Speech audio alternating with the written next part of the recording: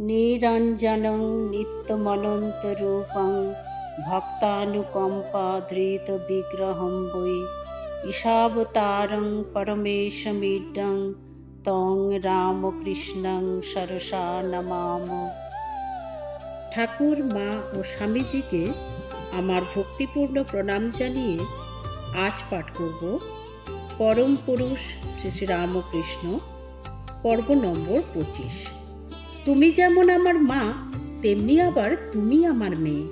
তুমি যেমন পিতেব্য পুত্রস্য, তেমনি আবার তুমি সন্তান। তোমার রসের কি আর শেষ আছে? তুমি যেমন ভক্তিতে আছো, প্রেমে আছো, তেমনি আছো আবার বাৎসল্যে, শীতল স্নেহ রসে। তুমি গুরুর চেয়েও গরীয়ান। তুমি বিশ্ব চরাচরের পিতা, গুহাহিতং গহ্বরেষ্ঠং। আবার তুমি বুকে জড়ানো ছোট্ট অপগুণ্ড শিশু, অবলা দুধের ছেলে। আমি একঘেয়ে কেন হব? আমি 5 রকম করে মাছ খাই, কখনো ঝোলে, কখনো ঝালে, কখনো অম্বলে, কখনো বা ভাজায়। আমার নিত্য নতুন আস্বাদন তিনি যে রসের অপার পারাপার। রস, বই, স। তাই রামকে সেবা করবার জন্যে হনুমান সাজি, আবার তাকে স্নেহ করবার জন্যে সাজি কৌশল্যা। ভক্তের যেমন ভগবান চাই, ভগবানেরও তেমনি ভক্ত ছাড়া চলে না। ভক্ত হন রস, ভগবান হন রসিক, সেই রস পান করেন। তেমনি ভগবান হন পদ্ম, ভক্ত হন অলি। ভক্ত পদ্মের মধু খান। ভগবান নিজের মাধুর্য আস্বাদন করবার জন্যেই দুটি হয়েছেন, প্রভু আর দাস, মা আর ছেলে, প্রিয় আর প্রিয়া। দক্ষিণেশ্বরের কালী মন্দিরে অনেক সব সাধু সন্ন্যাসীর আনাগোনা বেড়েছে। পেট ভরে গির দল নয়, বেশ উঁচু থাকের লোকজন। হয়তো গঙ্গাসাগরে চলেছে, নয়তো পুরী। মাঝখানে কটা দিন দক্ষিণেশ্বরের ডেরা করে যাচ্ছে। স্বচক্ষে দেখে যাচ্ছে গঙ্গাধরকে, সর্বতীর্থসারকে। গদাধর কোথাও নড়ে না, সে স্থির হয়ে বসে আপন মনে গান গায়। আপনাতে আপনি থেকো, যেও না মন কারু ঘরে, যা চাবি তাই বসে পাবি, খোঁজো নিজ অন্তপুরে। একদিন এক অদ্ভুত সাধু এসে হাজির, সঙ্গে জল, খাবার, একটা ঘটি আর একখানা পুঁতি। সে পুঁতি তার একমাত্র বৃত্ত। রোজ ফুল দিয়ে তাকে পুজো করে, আর সময় নেই অসময় নেই থেকে থেকে তাকে পড়ে এক মনে। কি আছে তোমার বইয়ে, দেখতে পারি? গদাধর একদিন তাকে চেপে ধরলেন। দেখলো সে বই। বইটির প্রত্যেক পৃষ্ঠায় লাল কালিতে বড় বড় অক্ষরে 2টি মাত্র শব্দ লেখা, ওং রাম। আর কিছু নয়, আর কোনো কথা নয়। পৃষ্ঠার পর পৃষ্ঠা শুধু ওই একই পুনরাবৃত্তি। কি হবে একগাদা বই পড়ে? আর কথাই বা আর আছে কি? বললে সেই বাবাজি, ঈশ্বরই সমস্ত বেদ পুরাণের মূল, আর তাতে আর তার নামেতে কোনোই তফাৎ নেই। তার একটি নামের সমস্ত শাস্ত্র ঘুমিয়ে আছে। কি হবে আর শাস্ত্র ঘেটে?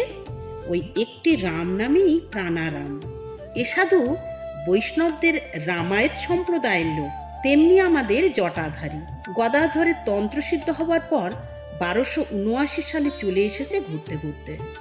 সঙ্গে অষ্টধাতুর তৈরি বালক রামচন্দ্রের বিগ্রহ, আদরের নাম রামলালা। আর কিছুই ধ্যান জ্ঞান নেই জটাধারীর। অষ্টপ্রহর তাকে নিয়ে মেতে আছে। যেখানে যাচ্ছে সঙ্গে করে নিয়ে যাচ্ছে। এক মুহূর্ত কাজ ছাড়া নেই। যা পায় ভিক্ষে করে তাই রেঁধে বেড়ে খাওয়ায় রামলালাকে। শুধু নিয়ম রক্ষার নিবেদন নয়, জটাধারী দস্তুর মতো দেখে রামলালা খাচ্ছে। শুধু খাচ্ছে না, চেয়ে নিচ্ছে, বায়না করছে।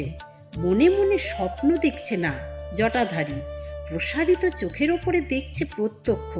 তার রামলালা মূর্তি নয়, মানুষ, বালগোপাল। আর সারাক্ষণ বসে বসে তাই দেখছে গদাধর। কয়েকদিনেই কি আশ্চর্য, তারই ওপর রামলালার টান পড়ল। জটাধারীর কাছে যতক্ষণ বসে আছে ততক্ষণ রামলালা ঠিকই আছে, আপন মনে খেলাধুলা করছে। কিন্তু যেই গদাধর নিজের ঘরের দিকে পা বাড়ায়, অমনি রামলালা তার পিছু নেয়।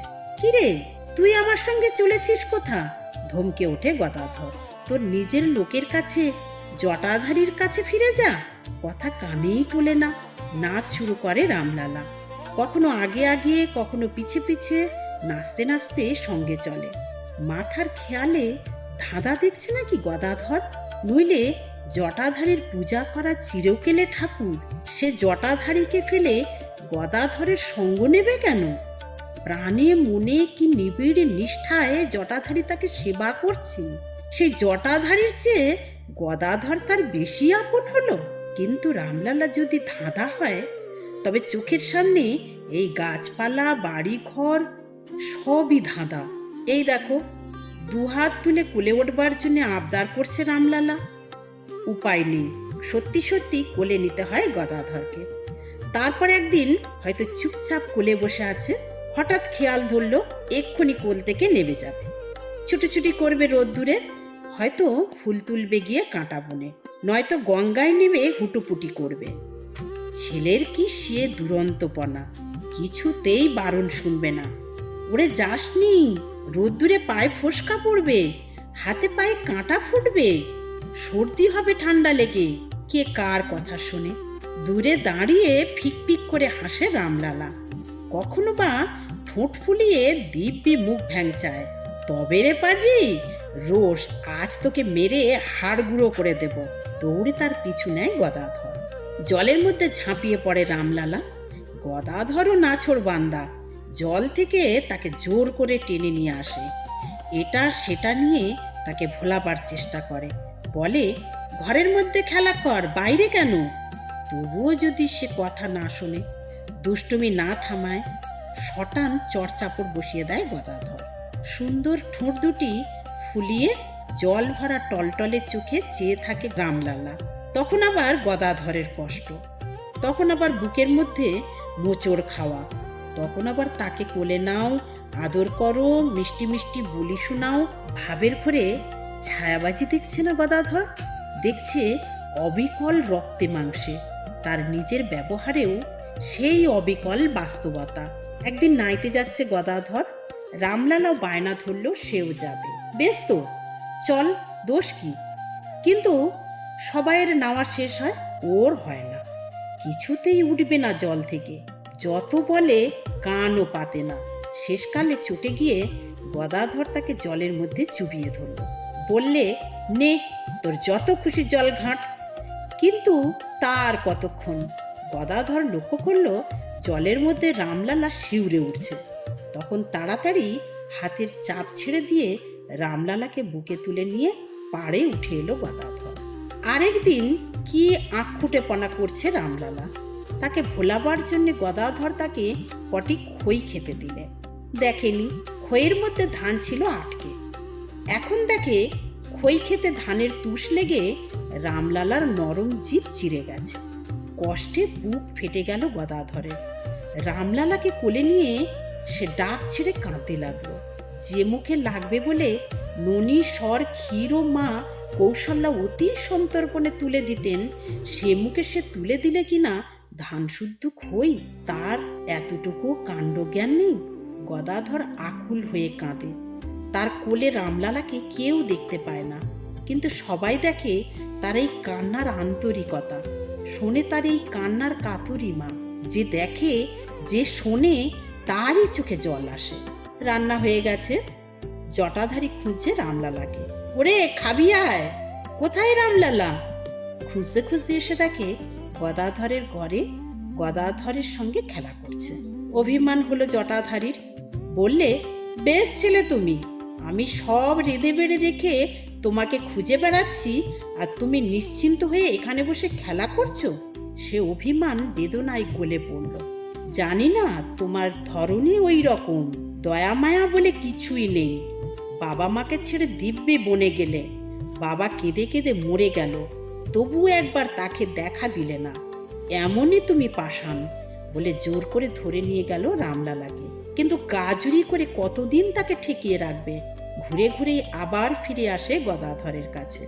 দক্ষিণেশ্বর ছেড়ে জটাধারীর আর যাওয়া হয় না। কি করে যায়? রামলালা যে ছাড়তে চায় না গদাধরকে, আর রামলালাকেই বা জটাধারী কি করে ছাড়ে? প্রেমাস্পাদের চেয়েও প্রেম বড়, শেষ পর্যন্ত বুঝলো তাই জটাধারী। সজল চোখে একদিন তাই দাঁড়ালো এসে গদাধরের দোরগোড়ায়, বললে, আমি আজ চলে যাব। যাবে? চমকে উঠল গদাধর। তোমার রামলালা? সে এখান থেকে কিছুতেই যাবে না, তাকে তাই তোমার কাছে রেখে যাব। রেখে যাবে? খুশিতে উছলে উঠল গদাধর। হ্যাঁ, তাইতেই ওর আনন্দ। ও আজকে আমাকে আমার মনোমতো মূর্তিতে দেখা দিয়েছে, বলেছে এখান থেকে ও নড়বে না এক পা, তাই একা একা আমিই চলে যাচ্ছি। ও তোমার কাছে আছে, তোমার সঙ্গে খেলাধুলা করছে, এই ভেবেই আমার সুখ। ও সুখে আছে এই ধ্যানেই আমার শান্তি। ওর যাতে আনন্দ, তাইতে আমার আনন্দ। তাই তোমার কাছেই রইল আমার রামলালা। রামলালাকে দক্ষিণেশ্বরে রেখে রিক্ত হাতে চলে গেল জটাধারী।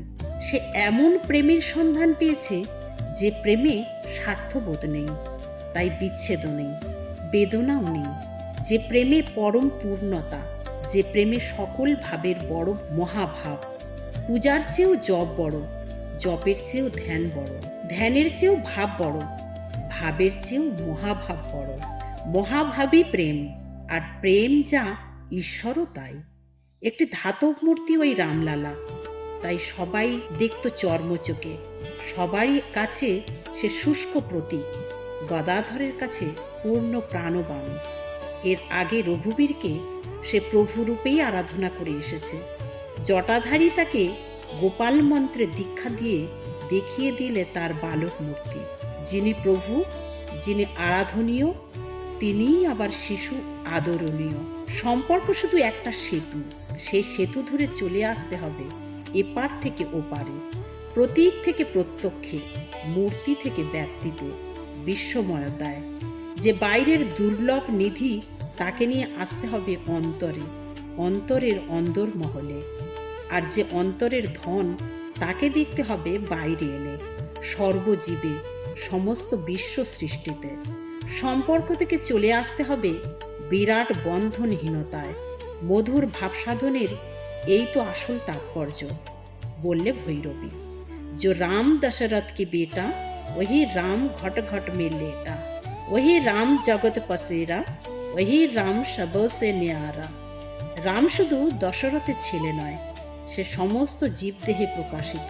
আবার অমনি প্রকাশিত হয়েও জগতের সব কিছুর থেকে সে পৃথক, মায়াহীন, নির্গুণ। ঈশ্বর সর্বব্যাপী, সর্বানুভ। তিনি যেমন ঘটে তেমনি আকাশে।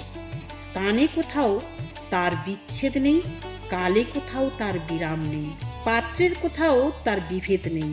তবু আবার তিনি স্থানকাল পাত্রের অতীত। তার অসীম ক্ষমতা, অনন্ত ঐশ্বর্য, অসামান্য প্রতাপ। কিন্তু আমাদের কাছে তার সত্য পরিচয় কোথায়? তিনি সুন্দর, তিনি সরস, তিনি মধুর, তিনি আনন্দ আকর।